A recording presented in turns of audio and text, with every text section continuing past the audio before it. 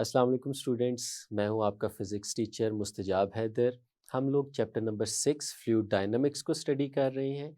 आज हम उसकी बर्नौलीज़ इक्वेशन जो कि उसकी एप्लीकेशंस को देखने जा रहे हैं और उन एप्लीकेशंस में से हम पहली एप्लीकेशन जो कि है टॉरिचेलिस थ्योरम, हम उसको डिस्कस करेंगे, ड्राइव करेंगे और अच्छे से समझेंगे। तो चलें लाइट बोर्ड की तरफ चलते हैं और अपने लेक्चर का आगाज़ करते हैं। हमारी बुक में बर्नौलीज़ की काफ़ी सारी एप्लीकेशंस जो हैं वो डिस्कस की गई हैं। उनमें से पहली एप्लीकेशन जिसको हम आज डिस्कस करने जा रहे हैं वो है टॉरिचेलिस थ्योरम।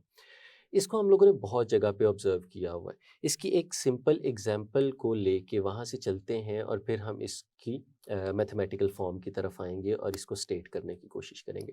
हम लोगों ने देखा कि अगर हमारे पास कोई एक कंटेनर हो और उस कंटेनर के अंदर हम लोगों ने फ्लूइड या लेट्स सपोज वो फ्लूइड वाटर है वो भरा हुआ हो, लेट्स सपोज ये कंटेनर है जो पानी के साथ भरा हुआ है और हम क्या करते हैं कि इस कंटेनर में कुछ पॉइंट्स के ऊपर होल बना देते हैं, सुराख कर देते हैं। जैसे कि अगर हम यहाँ पे एक होल क्रिएट कर दें या यहाँ पे एक होल क्रिएट कर दें या यहाँ पे एक होल क्रिएट कर दें, तो हम लोग देखते हैं कि इस इन सुराखों में से, इन होल्स में से पानी बाहर की तरफ निकलना शुरू करता है। यानी यहाँ से पानी बाहर निकलेगा और एक स्ट्रीम की शक्ल में आगे की तरफ गिरना शुरू कर देगा। इसी तरह इस होल में से भी पानी गिरेगा, इस वाले होल में से भी पानी गिरेगा और जिस तरह से मैंने यहाँ पे ड्रॉ किया है, आप ऑब्ज़र्व करेंगे कि बिल्कुल इसी अंदाज़ में पानी यहाँ से फ़्लो करते हुए आगे की तरफ जाता है। जो होल आपने सबसे नीचे किया था, उसमें से पानी जो बाहर निकल रहा है, वो सबसे ज़्यादा दूर जाके गिर रहा है। इसका मतलब है वहाँ से निकलने वाला पानी सबसे ज़्यादा स्पीड के साथ बाहर निकल रहा था। तो इस तरह के किसी भी होल में से अगर पानी बाहर की तरफ निकल रहा होगा, तो हम उस निकलते हुए पानी की स्पीड को स्पीड ऑफ एफ्लक्स का नाम देंगे। Speed of efflux. अब इस टॉरिचेलिस थ्योरम में हमने इसी स्पीड ऑफ इफ्लक्स को ही डिस्कस करना है और हमने देखना है कि स्पीड ऑफ इफ्लक्स क्या होती है, हम इसे कैसे कैलकुलेट कर सकते हैं। और ये एप्लीकेशन है हमारे पास बर्नौलीज़ इक्वेशन की। तो हम लोगों ने बर्नौलीज़ इक्वेशन दिखी थी, सीखी थी अपने लास्ट लेक्चर में। मैं उसको यहाँ पे आपके सामने दोबारा स्टेट करता हूँ। अगर हम देखें तो वो इक्वेशन हमारे पास कुछ इस तरह से थी कि P1 plus half rho V1 square plus rho g h one is equal to P2 plus half rho V2 square plus rho g h two. और इसके अंदर हम लोगों ने देखा था P1 और P2 प्रेशर्स हैं डिफरेंट जगहों पे। रो जो है वो हमारे फ्लूइड की डेंसिटी है और जो हमारे पास V1 है और V2 है ये स्पीड ऑफ फ्लूइड्स हैं और जो H1 और H2 है ये हमारे फ्लूइड की हाइट्स हैं। अब इस इक्वेशन को सामने रखते हैं और एक स्पेसिफिक केस को डिस्कस करते हैं। ये आपके सामने एक फिगर बनी है। अगर आप इस फिगर में देखें तो हमारे पास एक बहुत बड़े साइज़ का एक कंटेनर है और उस कंटेनर के अंदर हम लोगों ने एक फ्लूइड को रखा हुआ है और उस फ्लूइड की अगर हम हाइट की बात करें तो इनिशियली उसकी जो हाइट है इस वक़्त हमें नज़र आ रही वो हाइट h1 है। अब इस कंटेनर में आपको 2 जगहों पे होल्स नज़र आ रहे हैं। आप इमेजिन करें कुछ देर के लिए कि ये वाला होल इस वक़्त मौजूद नहीं है और हमारे कंटेनर में इस वक़्त सिर्फ़ एक होल मौजूद है। अब होगा क्या कि इस होल में से हमारा फ्लूइड बाहर की डायरेक्शन में फ़्लो करेगा, बाहर को निकलेगा और वो बाहर को निकलने के बाद आगे की तरफ इस तरह से गिरना शुरू कर देगा। तो जब वो बाहर की तरफ निकल रहा है तो वो किस स्पीड के साथ बाहर की तरफ निकल रहा है, हम वो स्पीड यहाँ पे कैलकुलेट करना चाहते हैं।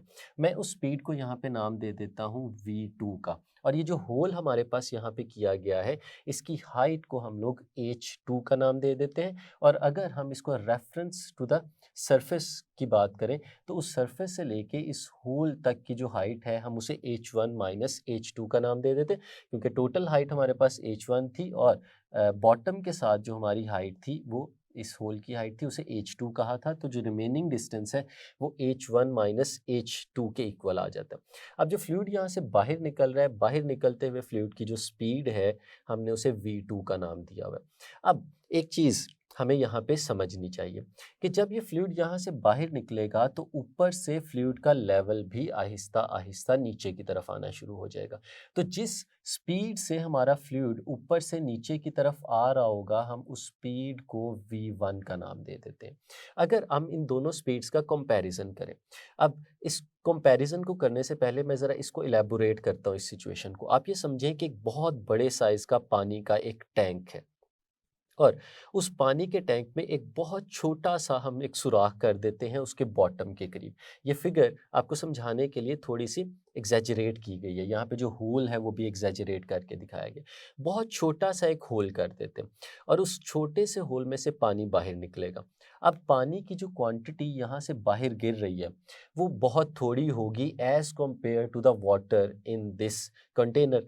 तो अगर बहुत ज़्यादा पानी हुआ और बहुत थोड़ा पानी यहाँ से बाहर निकल रहा हुआ, तो इस पानी के बाहर निकलने की वजह से जो फ्लूइड की ऊपर से नीचे की तरफ आने की वेलोसिटी है या जो स्पीड है जिससे उसका लेवल डाउनवर्ड्स आ रहा होगा, वो बहुत थोड़ी होगी। इतनी थोड़ी होगी कि हम उसको नेग्लेक्ट कर सकते हैं, हमारी कैलकुलेशंस में उसका रोल बहुत कम होगा।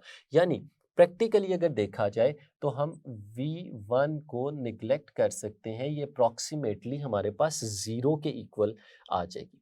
अगली चीज़ जो हम लोग देखते हैं कि वो है प्रेशर। हमारे पास इस फ्लूइड को 2 एंड्स पे हम लोग देख रहे हैं। एक एंड इसका ऊपर वाला एंड है जहाँ से फ्लूइड नीचे की तरफ आ रहा है, एक वो वाला एंड है जहाँ से हमारा फ्लूइड बाहर की तरफ गिर रहा है। अब इन दोनों एंड्स पे जो प्रेशर है, इस एंड के प्रेशर को P1 और इस एंड पे मौजूद प्रेशर को हम लोग P2 कहते हैं।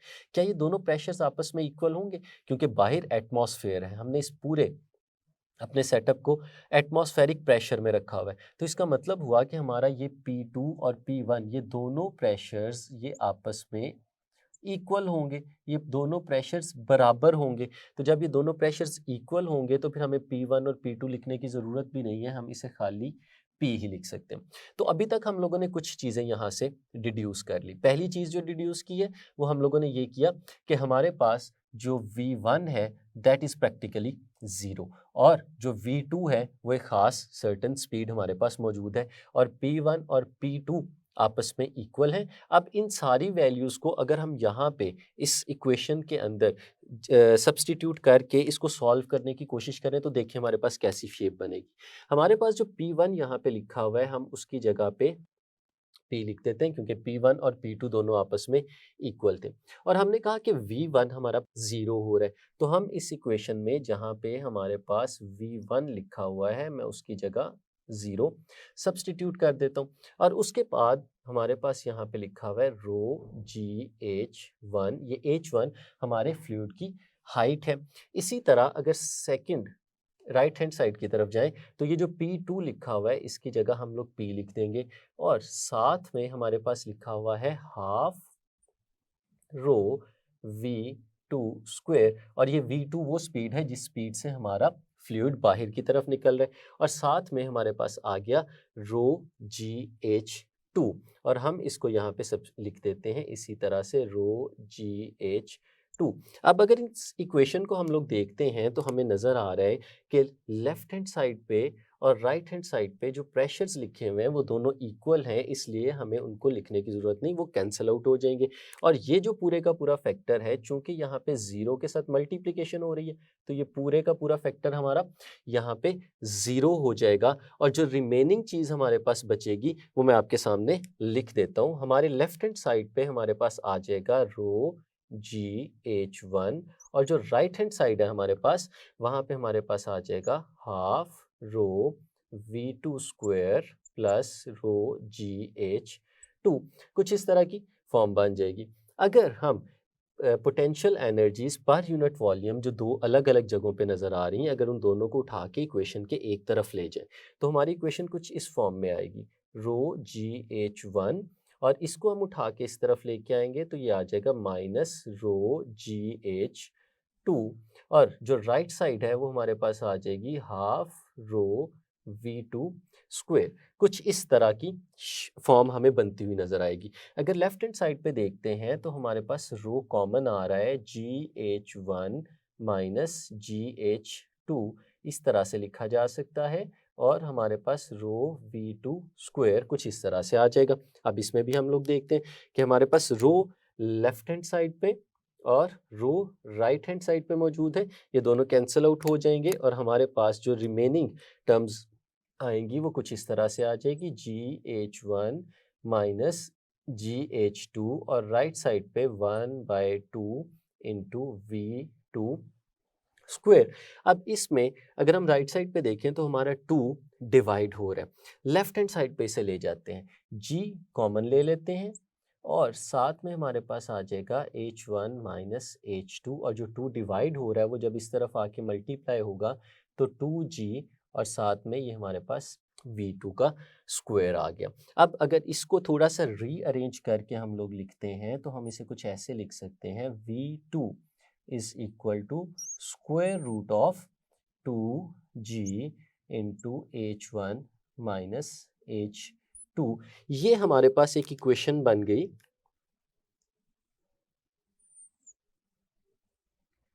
जो इक्वेशन हमें बता रही है उस स्पीड के बारे में जिस स्पीड से हमारा फ्लूइड यहाँ से बाहर निकल रहा होगा, इसे हम स्पीड ऑफ इफ्लक्स का नाम देते हैं। अब आगे चलते हैं और इसको थोड़ा सा इलेबोरेट करते हैं और फिर हम टॉरिचेलीज थ्योरम की स्टेटमेंट भी हम इसी इक्वेशन से बनाएंगे और उसको यहाँ पे लिख के दिखाएंगे आपको। अब इमेजिन करें कि यही हमारे पास फ्लूइड था जो इसमें से निकल के बाहर गिर रहा था। हम क्या कहते हैं कि जिस हाइट पे ये फ्लूइड मौजूद है उस हाइट पे हम एक बॉल ऑफ मैस कंसीडर कर लेते हैं।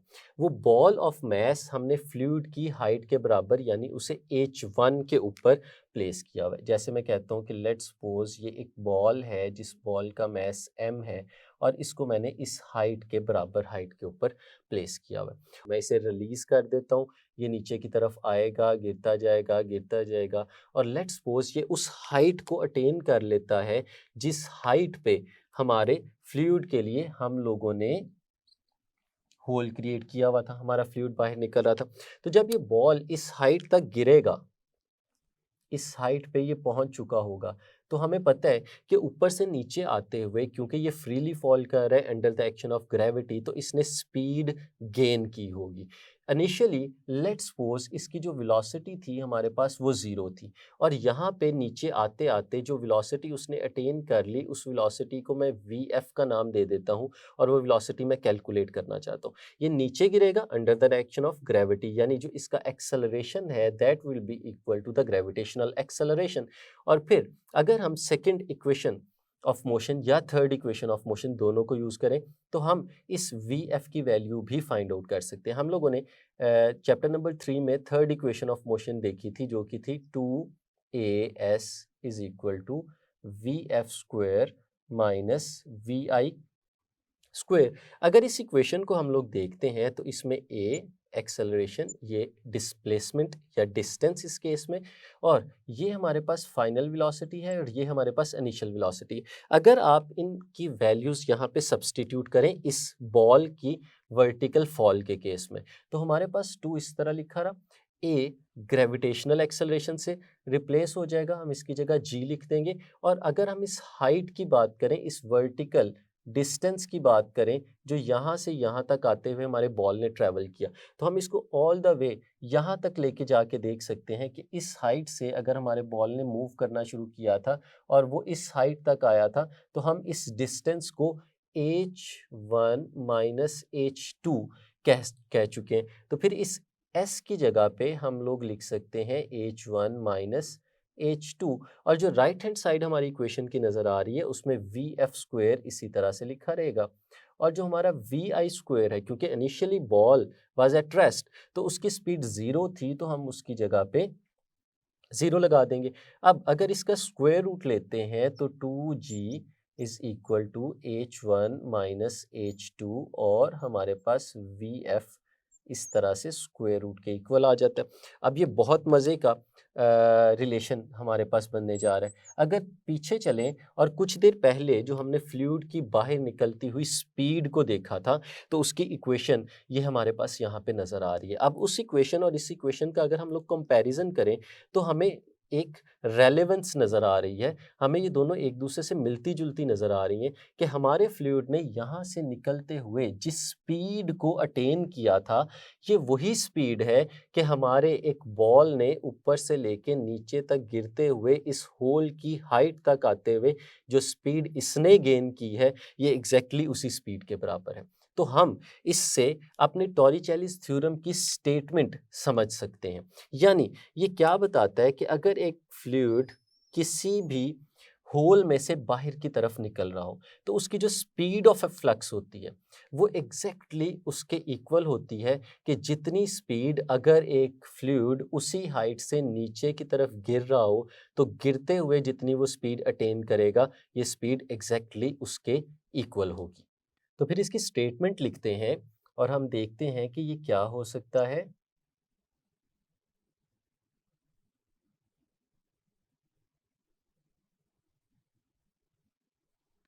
Speed of a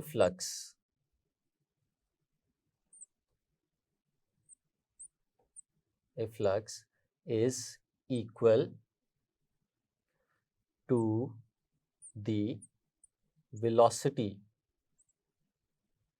gained by a fluid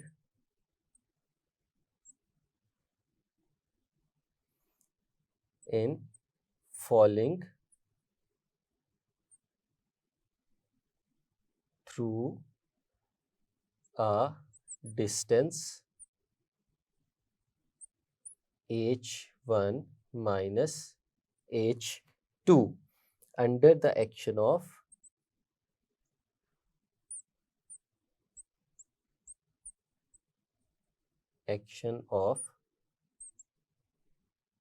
gravity.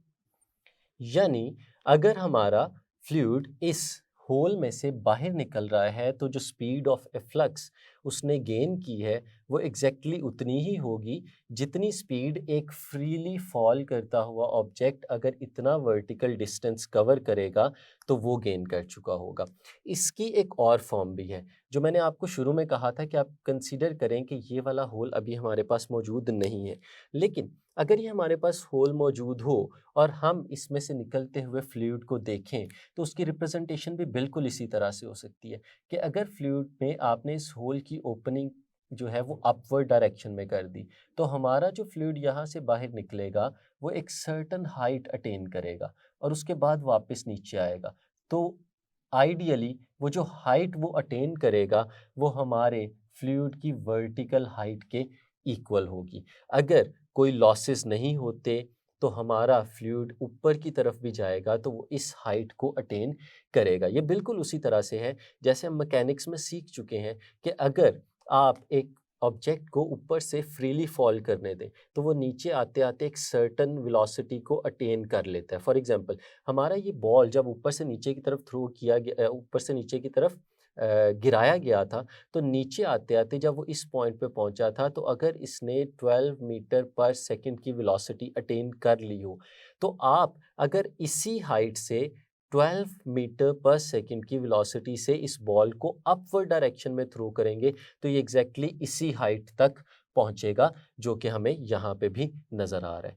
तो ये तो था स्टूडेंट हमारा एप्लीकेशंस ऑफ बर्नौलीज़ इक्वेशन में पहली एप्लीकेशन टॉरिचेलीज़ थ्योरम। उम्मीद है आपको इसकी समझ आ गई होगी। तो स्टूडेंट्स, ये थी बर्नौलीज़ इक्वेशन की फर्स्ट एप्लीकेशन जो कि है टॉरिचेलीज़ थ्योरम। यकीनन आपको इसकी अच्छे से समझ आ गई होगी। नेक्स्ट एप्लीकेशंस इंशाल्लाह हम नेक्स्ट लेक्चर्स में सीखेंगे। उस वक्त तक के लिए अल्लाह हाफ़िज़।